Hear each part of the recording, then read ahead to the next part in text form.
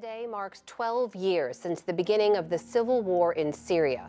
What began as civilian protests amid the Arab Spring uprisings of 2011, now by some estimates has killed at least 500,000 people, displaced millions more, and destabilized the region. It quickly turned violent, with protests spreading and Syrian security forces opening fire on crowds. Russia's air campaign has killed civilians on the ground. The government militia continue to torture and murder their own people using tanks and surprise raids.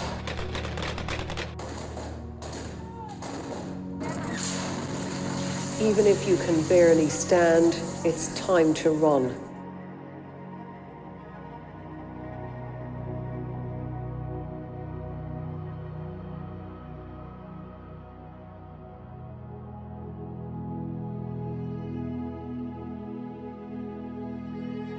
Over 12 million people, more than half the population, are food insecure.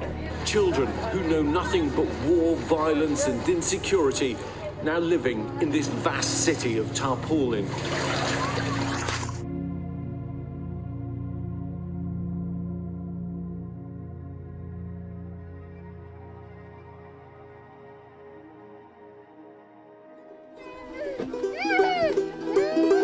From war-torn Homs, Aleppo, Damascus, into Jordan, a country exhausted by a flood of refugees. 1 year ago, Zaatari was built to hold 5,000 Syrians. Now it holds 23 times that number, a fraction of the 500,000 in Jordan.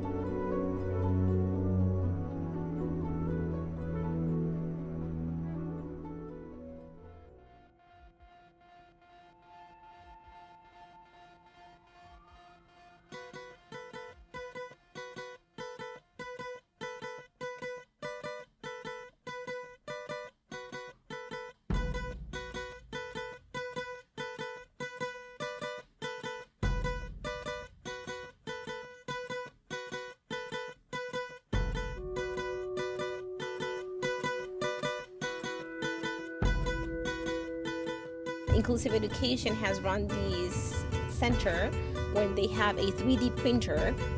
The usage of this printer was initially to adopt and repair prosthetic equipment for children living with disabilities inside the camps. Providing educational support to children with disabilities so that they can continue their education and not be left behind. Through Ishraq, promoting psychosocial support and community engagement through our interventions.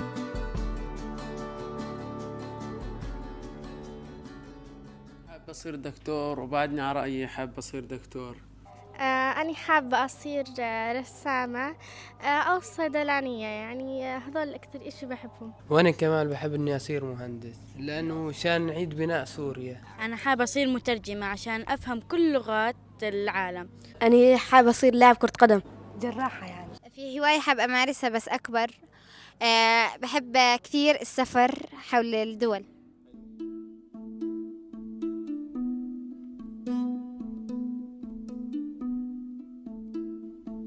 There is need to access to training, there is needs to access to technology, access to more services. I think entrepreneurship is a huge opportunity. Also providing digital skills to children and adolescents to allow them to connect further through digital platforms, through gig economy.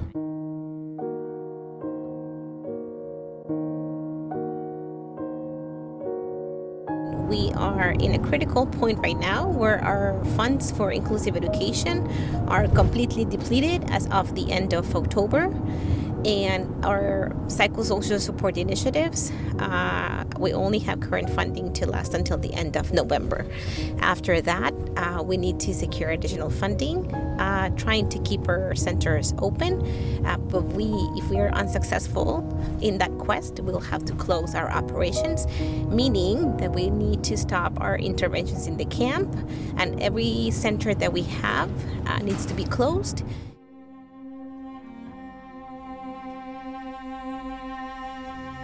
In all, more than $75 billion worth of aid has gone to Ukraine from the U.S. That is much, much more than the U.S. sends to any other country. War fatigue has now been compounded by Israel's war in Gaza. It's led to fears that attention and much-needed military aid is being diverted away from Ukraine.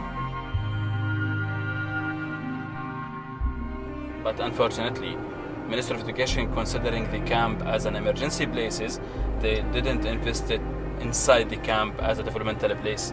So no way to sustain this type of activities. When Mercy Corps stopped providing services to their target group, which is the children between 6 to 18, that means nobody else can cover this gap.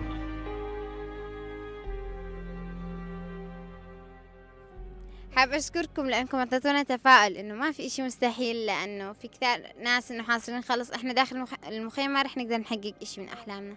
كمان في عالم كثير بيقولوا إنه المخيم مثل الصحراء، إنه يزرعوا فيها أشجار وورود عشان يصير، ما يقولوا عنها صحراء، يقولوا عنها مثل الجنة. يعني أكيد للمستقبل مش رح يجي شخص ويجي يصرف علي، لازم أنا أكون معتمدة على نفسي، دخلي يكون موجود معي، ما أحتاج لأي شخص يجي هو يقدم لي المساعدة، أنا نقدم المساعدة لنفسي. فأكيد المهنة اللي إحنا بدنا نفكر بها لقدام لازم تكون تساعدنا كمان ماديا. خلونا نحن نتعلم، خلونا نصير يعني شيء كبير، ما نضلنا تحت. يعني بقول البنات لا، البنت تتزوج من بيت زوجها للكفن بس، هيك بقول. بس لا، في عالم لا تطوروا، قال البنت لازم تنجح وتاخذ شهادة وتصير فوق، مش بس الشباب بينجحوا يصيروا فوق.